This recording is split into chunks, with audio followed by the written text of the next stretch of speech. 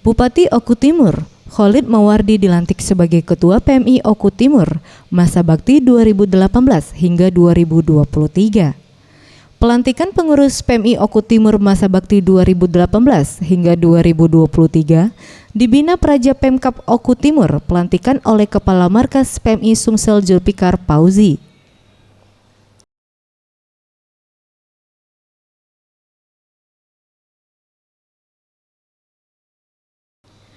Usai dilantik sebagai Ketua PMI Oku Timur, Khalid Mawardi mengatakan ada beberapa tugas pokok PMI yang harus dipahami seluruh komponen PMI terutama PMI Oku Timur.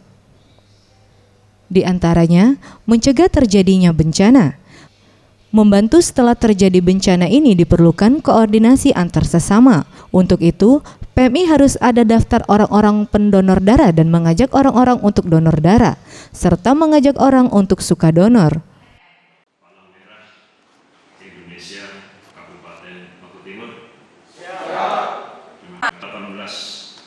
Saya Ketua PMI Kabupaten Oku Timur periode 2018 sampai 2020. Ketua Markas PMI Sumsel Zulfikar Fauzi menambahkan, selama ini kerangka PMI di Oku Timur sudah ada.